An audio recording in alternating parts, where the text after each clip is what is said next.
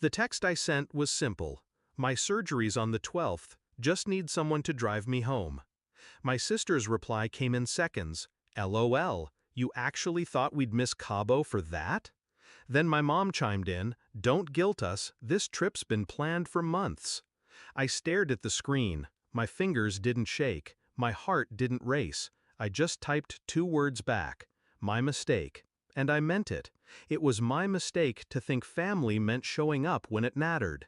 My mistake to expect love where there had only been convenience. But that was the last mistake I made. They weren't cruel all at once. That's how they get you.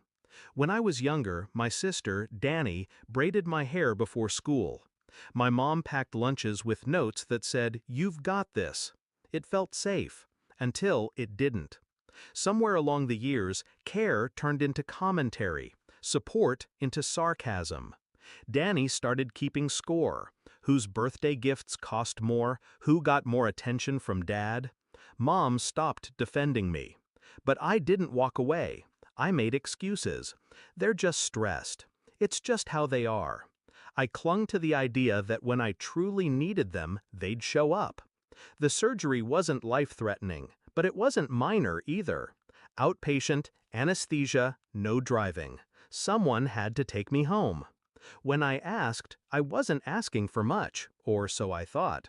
The group chat made it clear. They had margaritas and infinity pools to get to.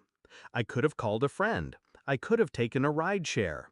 But the humiliation sat heavy, sour. Not just because they wouldn't help, but because they laughed. That night, lying in bed, I stopped replaying the messages and started replaying the last decade. The digs, the dismissals, the time Danny forgot to pick me up from the airport and posted from a spa instead. The time Mom told me not to make a scene when Danny insulted me in front of her friends. And something inside me shifted. I wasn't going to explain my hurt anymore. I was going to make them feel it. The plan started with one phone call, to my surgeon. I asked for paperwork, something official, something that looked concerning. Then I spoke to the hospital's patient liaison. I told her the truth. My family wouldn't be there after my procedure, and I needed a protocol in place in case they called. I didn't have to lie. I just didn't tell the whole story. I told her that due to my medical history, complications weren't impossible.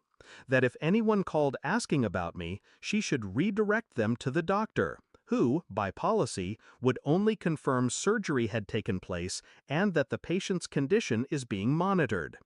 On the morning of my surgery, I posted one photo to the family group chat, my hospital wristband. No caption, no one replied. When I woke up in recovery, I checked my phone. Danny had texted once, "Hope it went well, we're boarding." I smiled. Perfect. The next move was already in motion. I know Danny. I know she needs attention the way lungs need air. She posts everything. Vacations, brunches, new shoes. But she also can't stand not knowing what other people are saying about her. So, while she was in Cabo, I made sure people were talking. I sent a carefully worded message to our cousin Marcy, the one who can't keep a secret to save her life. Surgery went fine, but I think they found something else. I'm not sure yet. Please don't tell Danny. I don't want to ruin her trip.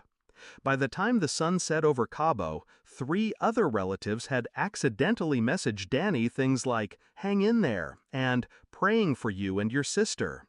Danny called the hospital the next morning. I wasn't there to hear the conversation, but the nurse told me later, with a hint of disapproval in her voice, that Danny's tone went from bored to frantic in under a minute. The nurse repeated the protocol.